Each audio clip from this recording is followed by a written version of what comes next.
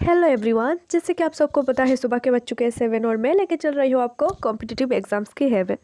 सो बच्चों, आज का हमारा टॉपिक रहने वाला है एंशिएंट इंडिया की जो बुक है आर एस शर्मा। इस बुक की जो हमारा फर्स्ट चैप्टर है the significance of ancient Indian history, आज हम इसको कवर करने वाले हैं पूरा। ऑल्सो इसके साथ पढ़ेंगे हम unity in diversity and the relevance of the past to the present. और इसी तरह मैं एंशिएंट इंडिया की आर एस शर्मा की इस बुक की सारे चैप्टर को कवर करने वाली हूँ यहाँ पर आपकी कॉम्पिटिटिव एग्जाम्स की प्रिपरेशन के लिए हेल्प करने वाली हूँ। सो ये रहेगा हमारा पूरा सीरीज, एक प्लेलिस्ट रहेगा जहाँ पर फर्स्ट टू लास्ट इस बुक की सारी चैप्टर्स आपको क्लियर किया जाएगा with explanation and with examples के साथ। सो सबसे पहले हमारी इस चैप्टर का टॉपिक क्या है? टॉपिक है the significance of ancient Indian history. So यहाँ पर देख सकते हो इसको। सो कुछ डायग्राम के थ्रू इसको समझ लेते हैं। देखो आप, सबसे पहले एंशिएंट इंडिया की ओरिजिन, हमारा जो ओरिजिन है वो क्या है, वो आता है माइंड में कि हम जो अभी है इतना डेवलप्ड सिटीज़ है, रूरल एरिया से, ऑल्सो हमारे पास इतना सब कुछ है, ताजमहल वगैरह वगैरह, ये सब आया कहाँ से? अचानक तो नहीं टपका। सो इसका जो है एक टाइम था जब यह सब नहीं था। सो कहीं ना कहीं से जीरो से ये सब स्टार्ट हुआ। सो उसे हम समझेंगे ओरिजिन, इसका ओरिजिन हुआ। लाइक हड़प्पन सिविलाइजेशन पर हमने देखा, वहाँ पर वेल ड्रेनेज सिस्टम था, उस टाइम मोड से घर बनाया जा रहा था, वहाँ पर वेल थे, वहाँ से ये सब स्टार्ट हो चुका था कहीं ना कहीं। और उससे भी पहले क्या हो रहा था, लोग जो है, लोगों का कोई लोग सेटल्ड नहीं थे एक जगह पर, लोग दूसरी जगह घूम घूम कर जी रहे थे। फिर क्या हुआ? फिर लोगों ने देखा कि क्रॉप्स कैसे उगाते हैं, कल्टीवेशन क्या है, उस चीज़ को लोगों ने समझा और फिर लोगों ने क्रॉप्स को उगाना स्टार्ट कर लिया, इसको सीखा। और उसके बाद लोग एक जगह रहना स्टार्ट कर लिया। क्यों? क्योंकि अगर एक जगह वो लोग क्रॉप को उगा रहे हैं तो ये जो क्रॉप है ये ग्रो होने में थोड़ा सा टाइम तो लगेगा, 1 to 2 मंथ या फिर 3 मंथ 4 मंथ तो लगेगा इसको पूरा एक क्रॉप पर कन्वर्ट होने पर। सो जिसकी वजह से लोग जो है इस जगह पर रहने लगे और फिर रहते रहते लोग जो है सेटल्ड कम्युनिटीज़ पर कन्वर्ट हो गए। और समझो, पहले तो लोग एनिमल्स को मारते थे और खा लेते थे, फ्रूट्स को काटते थे, पेड़ से खा लेते थे जहाँ भी मिलता था। और फिर लोगों ने धीरे धीरे जो है फ्यूचर के लिए रखना स्टार्ट कर लिया। जब भी एनिमल्स मिलता था वो लोग खा लेते थे शिकार करके, पर फिर लोगों ने सोचा कि हमारे फ्यूचर के लिए रखते हैं, फिर खाएंगे। जैसे फ्यूचर के लिए एनिमल्स को, वो लोग उस टाइम तो रेफ्रिजरेटर थोड़ी ना था। सो उस टाइम लोग जो है एनिमल्स को रखते थे, पाल लेते थे, अपने घरों में पालते थे, उसको उसका ध्यान रखते थे। और फिर जब भी टाइम आता था उनका फ्यूचर पर, उनको खाने को होता था तो वो लोग खा लेते थे। इसी तरह से जो है चीज़ें डेवलप्ड हुआ। नेक्स्ट है हमारा रूरल एंड सिटी। सो जैसे लोगों ने एग्रीकल्चर को ग्रो किया, एग्रीकल्चर कैसे करते हैं उसको सीखा, एग्रीकल्चर को एडॉप्ट किया, फिर लोग सेटल हो गए। और सेटल होने के बाद क्या हुआ? रूरल एरियाज बना, सिटीज़ बना, वेल डेवलप्ड। अब जिस भी एम्पायर को देखोगे उसका एक अपना कैपिटल सिटी हुआ करता था। अगर आप एंशिएंट इंडिया से देखोगे तो सब चीज़ें का like Citadel and lower town, हमारा हड़प्पन सिविलाइजेशन का। सो सिटाडेल जो था वो था हमारा क्या, जो रूलर फैमिली था उसका साइड था सिटाडेल, एंड लोअर टाउन था जो आम जनता उनके लिए। सो उस टाइम से देखो ये सब चला आ रहा है और इसका एविडेंस भी मिला हमारी आर्कियोलॉजिस्ट को। सो फिर हमारा जो एक कल्चर, हमारा कम्युनिटी, वो कन्वर्ट हुआ किस पर? राइटिंग रिकॉर्ड्स पर। हमको राइटिंग रिकॉर्ड्स मिलने लगा, बहुत सारी चीज़ों का, इंस्क्रिप्शंस मिलने लगा, मैन्युस्क्रिप्ट्स मिलने लगा, और स्पिनिंग, मेटल वर्क, ये सब भी स्टार्ट हो गया, वेबिंग, बहुत सारी ऐसी चीज़ें एंशिएंट से होकर मिडिवल पर तो बहुत सारा डेवलप्ड हो गया। लाइक मिडिवल पर बाहर से तुर्किश रूलर आए, दिल्ली सुल्तानेट 1292 से लेकर चला 1526 तक, फिर 1526 से स्टार्ट हो गया क्या हमारा मुगल एम्पायर, फिर वो लगभग 18th सेंचुरी तक चला। सो हाँ, आगे हम सारे ही पढ़ेंगे हमारी जो मेडिवल हिस्ट्री पर। ओके, फिलहाल यहाँ पर एंशिएंट हिस्ट्री की बात कर रहे हैं। सो नेक्स्ट क्या रहेगा हमारा? नेक्स्ट है हमारा, सो आई होप आपको समझ में ये आया है कि हमारा ओरिजिन क्या है और कहाँ से हम कहाँ तक पहुँचे। ओके, सो ये वाला जो टॉपिक हमारा, ये वाला टॉपिक यहाँ तक हमने कवर कर लिया, एजेस तक। सो नेक्स्ट है हमारा unity in diversity. So the significance of ancient Indian history की ये जो फर्स्ट एंड सेकंड पैराग्राफ है इसको कवर कर लिया हमने। सो नेक्स्ट है हमारा यूनिटी इन डाइवर्सिटी, इसको आप डिटेल्स पे समझते हैं। ओके, यूनिटी इन डाइवर्सिटी, सो ये क्या चीज़ है? सो अभी भी ये कॉन्सेप्ट चला आ रहा है कि यूनिटी इन डाइवर्सिटी हमारी इंडिया पर प्रेजेंट है। सो यूनिटी का मीन्स है एकता और डाइवर्सिटी का मीन है भिन्नता। सो यूनिटी का मीन्स है एकता और डाइवर्सिटी, भिन्नता। ये क्या दर्शाता है? ये दर्शाता है कि इंडिया पर हाँ बहुत सारी डाइवर्सिटीज़ है, मीन्स बहुत सारे टाइप्स का रेसेस है हमारे पास, कल्चर्स है हमारे पास। यहाँ पर एक विलेज पर सेम कल्चर के पीपल आपको नहीं मिलेंगे, इतना यहाँ पर डाइवर्सिटीज़ है। ट्राइबल्स, बिग बिग टाइटल्स वाले, ऑल्सो बहुत सारे यहाँ पर चीज़ें हैं। ऑल्सो यहाँ पर वर्ना सिस्टम भी थे आर्मियंस के। ओके, सो देखो आप, यहाँ पर इतना डिफरेंस है लोगों के बीच में, फिर भी यूनिटी है हर चीज़ में। जैसे यहाँ पर रिलीजियन की बात करो आप, इंडिया पर कितने सारे रिलीजन हैं, इनमें से आप मान सकते हो इस्लाम, जैनिज़्म, बुद्धिज़्म, हिंदुइज़्म। सो इनका तो जैनिज़्म, बुद्धिज़्म, हिंदुइज़्म तो इसका तो ओरिजिन ही इंडिया से हुआ। सो देख सकते हो, पर इन सब का फंडा एक ही था, ह्यूमनिज्म। ह्यूमैनिटी को फॉलो करते थे। हाँ, ब्राह्मण ने कुछ वर्णा सिस्टम लाकर चीज़ों को बिगाड़ दिया था और उन्होंने शूद्रास के ऊपर बहुत सारे अत्याचार किया था, पर फिर भी बुद्धिज़्म एंड जैनिज़्म इमर्ज हुआ, जिसके थ्रू सब कुछ ठीक हुआ। बहुत सारे लोगों ने, lower class, so called lower class लोगों ने ना बुद्धिज़्म को या जैनिज़्म को अडोप्ट कर लिया। ऑल्सो फिर कुछ लोग जो है इस्लाम को भी अडोप्ट कर लेते हैं बिकॉज ऑफ दिस घटिया वर्णा सिस्टम। ओके, सो ये सब तो ब्राह्मण ने कर लिया। फिर बी आर अम्बेडकर का नाम आपने सुना होगा, father of the Indian constitution. वो भी दलित फैमिली से थे, मीन्स लोअर कास्ट। सो उन्होंने क्या किया, हमारे कॉन्स्टिट्यूशन पर आकर सब कुछ ठीक कर दिया। सो अभी फिलहाल तो अनटचेबिलिटी ये सब प्रैक्टिस नहीं होता है, ये एबॉलिश किया गया। सो बाय द वे अभी हम पढ़ेंगे अपनी फिर से हिस्ट्री पर आते हैं। सो यूनिटी इन डाइवर्सिटी, देखो यहाँ पर कितने सारे रेसेस हैं। एंड प्री आर्यंस आए, फिर आर्यंस में ग्रीक, शकास, कुशन्स, तुर्क्स आए, तुर्क्स में से Delhi sultanate and Mughal empire. Okay, so अभी हम आते हैं अपनी मेन वाला टॉपिक पर। So ancient Indian history is interesting because many races and tribes intermixed in early India. Okay, so ancient history इसलिए इंटरेस्टिंग है क्योंकि यहाँ पर बहुत सारे रेसेस है, ट्राइबल कम्युनिटीज़ है, the pre Aryans, the Indo Aryans, the Greeks, the साइंथियंस, the Huns, the Turks and others made India their home. So बहुत सारे बाहर के लोगों ने, लाइक ग्रीक्स, हुन्स एंड तुर्क, इन सब ने इंडिया को अपना घर बना लिया। Each ethnic group contributed its might to the evolution of Indian social system, art and architecture, language and literature. सब ने जो है अपना अपना art, architecture, language and literature को इंट्रोड्यूस किया इंडिया पर, ठीक है। All these peoples and their cultural traits commingling so inextricably that currently they can be clearly identified in their original form. So ये सब जो चीज़ें हैं अलग अलग, इसको इंडिया पर रिस्पेक्ट दिया गया, इसीलिए अभी तक इनका जो लाइक ट्राइबल कम्युनिटी का भी कल्चर जो है अभी तक जिंदा है, प्रिजर्व्ड है। So a remarkable feature of ancient Indian culture has been coming of cultural elements from the north and south and from the east and west. So जो रिमार्केबल फीचर है एंशिएंट इंडियन कल्चर की, वो कहाँ से आया? वो हमारे north से भी आया, साउथ से भी आया और ईस्ट एंड वेस्ट से भी आया। हर जगह से इंडिया पर जो है कल्चर आया। The Aryan elements are equated with the Vedic and Puranic culture of the north and pre-Aryan with the Dravidian and Tamil culture of the south. Okay, so जो साउथ का द्रविडियन एंड तमिल कल्चर है वो mix हुआ वैदिक and पौराणिक culture से north की। सो देख सकते हो आप यहाँ पर क्या हो रहा है, एक दूसरे की जो चीज़ें हैं, जो कल्चर है उसको एक दूसरा एडॉप्ट कर रहा है। However, many Munda, Dravidian and other non-Sanskrit terms occur in the Vedic texts ascribed to 1500 to 500 BC. So बहुत सारे Munda and Dravidian and non Sanskrit जो है टर्म्स जो है वो वैदिक टेक्स्ट, वैदिक तो संस्कृत टेक्स्ट है ना, पर फिर भी जो मुंडा, द्राविडियन और नॉन संस्कृत बहुत सारे टेक्स्ट जो है वो वैदिक टेक्स्ट पर मिलता है। आपको क्यों मिलता है? क्योंकि यूनिटी है इसीलिए मिलता है। दूसरों के कल्चर को हम अडॉप्ट कर रहे हैं खुशी खुशी, इसलिए मिलता है। They indicate ideas, institutions, products and settlements associated with peninsular and non-Vedic India. Similarly, many Pali and Sanskrit terms signifying ideas, institutions developed in the Gangetic plains appear in the earliest Tamil texts called Sangam literature. So जैसे हमको पता है south India की एक text है संगम literature, वहाँ पर हमको क्या मिलता है, नॉर्थ की कुछ language like Pali and Sanskrit terms जो है इसके कुछ टेक्स्ट हमको मिल जाते हैं। इससे हमको पता चल रहा है नॉर्थ वाले लोग जो है साउथ वाले लोगों की चीज़ों को, लैंग्वेज को अडॉप्ट कर रहे हैं और मीन्स उसको रिस्पेक्ट कर रहा है, इसीलिए तो उनके रिलीजियस टेक्स्ट पर यह सब मिलता है हमको। नेक्स्ट है so which is roughly used for the period 300 BC to 600 AD.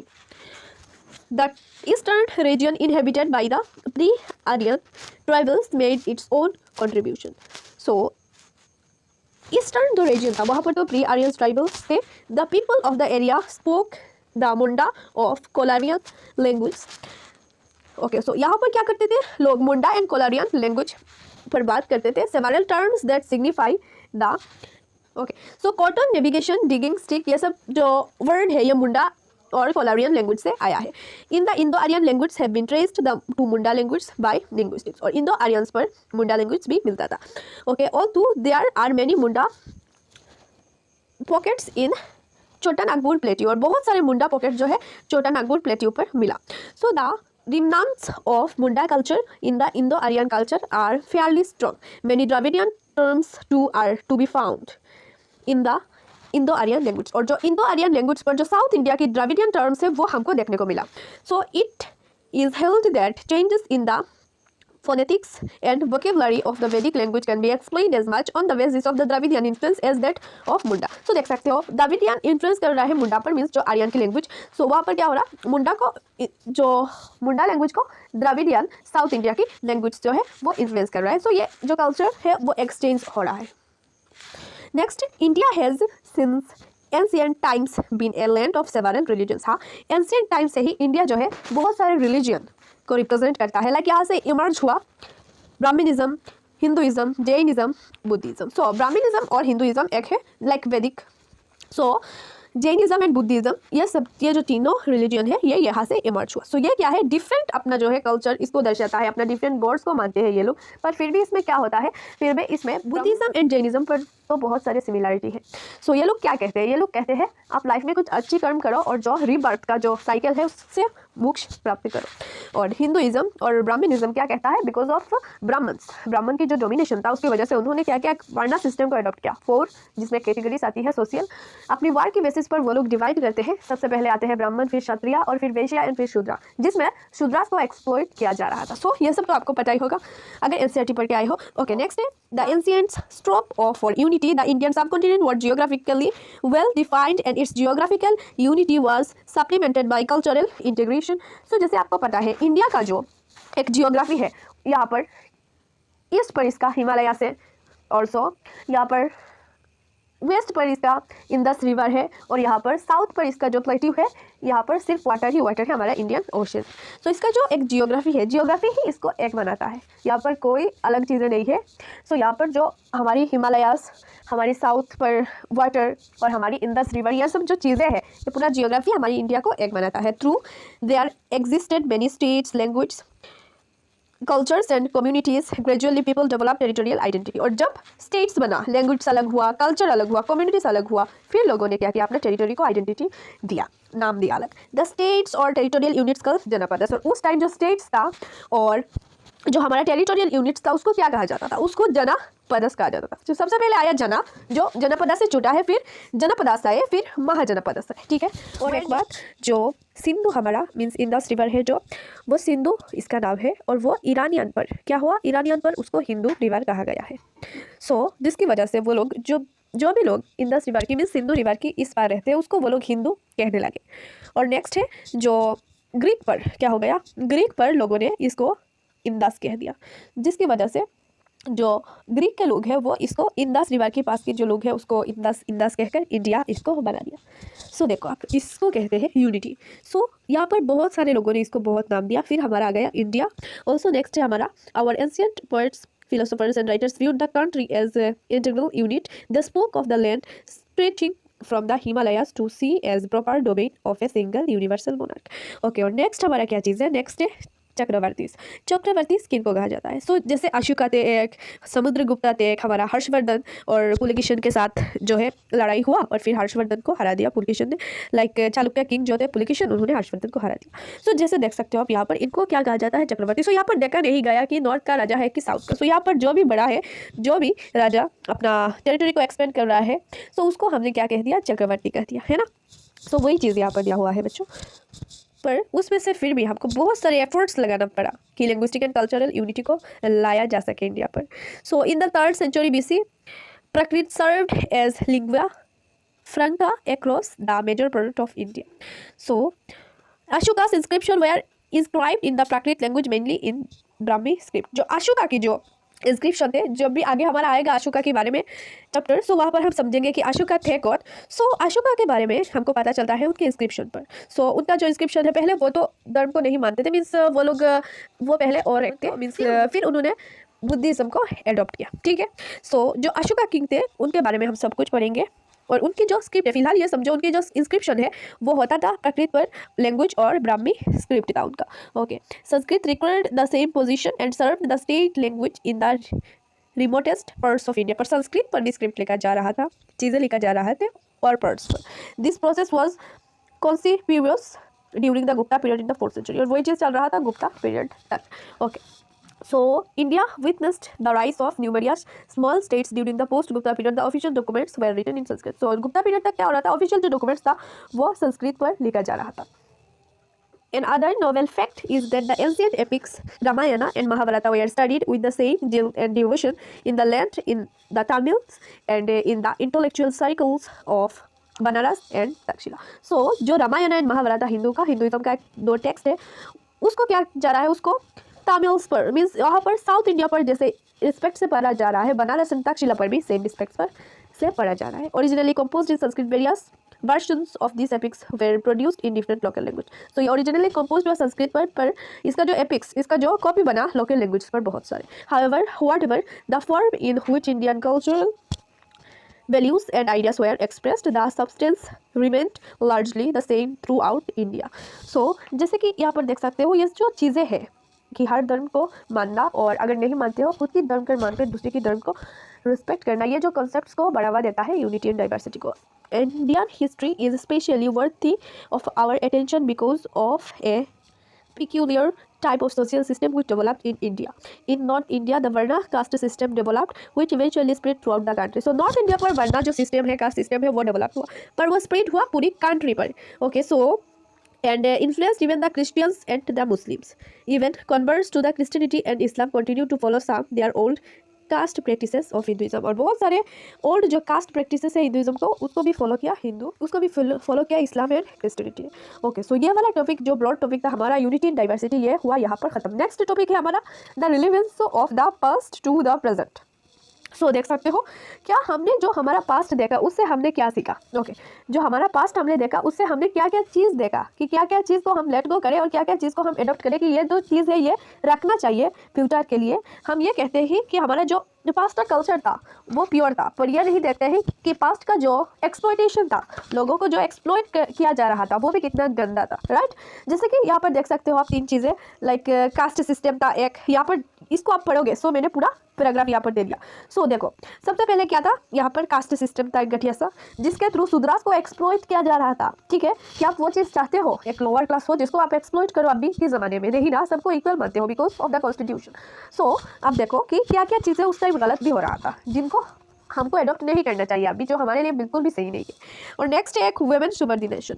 So women को जो है वहाँ पर एक ऑब्जेक्ट की तरह ट्रीट किया जाता, लाइक ऑब्जेक्ट वुमेन को ट्रीट किया जा रहा था। उनके पास ना कोई खुद का प्रॉपर्टी होता था ना कुछ, उनका तो कभी सिर्फ एक रजिया सुल्तान थी जो उस टाइम वो रूलर बनी, वो भी सिर्फ 4 साल टिकी, 4 साल या फिर 2 साल टिकी, फिर उनको मार दिया गया बिकॉज वो लड़की है।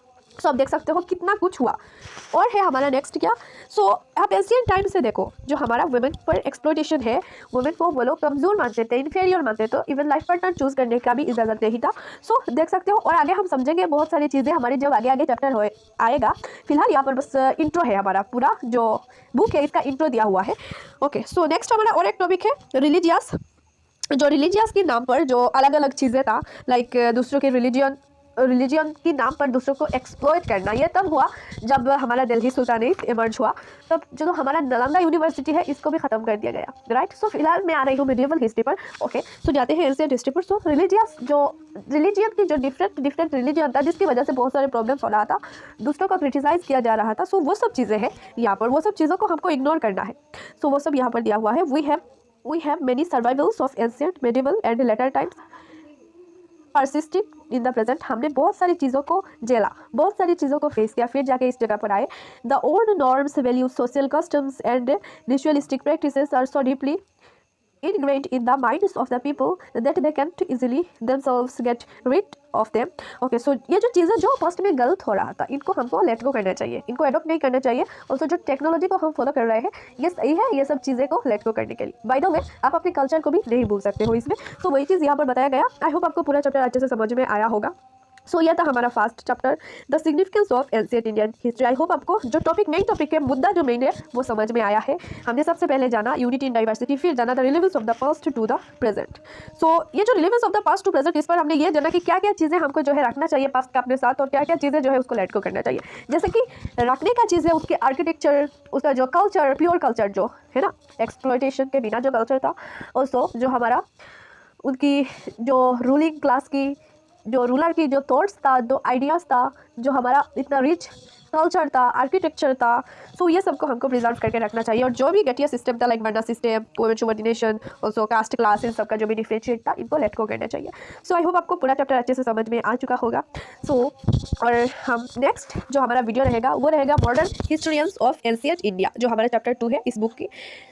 वहाँ पर मिलते हैं अपनी न्यू चैप्टर के साथ, मॉडर्न हिस्ट्रियंस ऑफ एंशिएंट इंडिया। इसको हम कवर करेंगे विथ एक्सप्लेनेशन, एग्जाम्पल्स में और बेटर आपको डिस्कस करने की कोशिश करूँगी, क्लियर करने की कोशिश करूँगी। और मिलते हैं नेक्स्ट वीडियो पर। अगर वीडियो अच्छा लगा हो तो एक लाइक ज़रूर कर देना।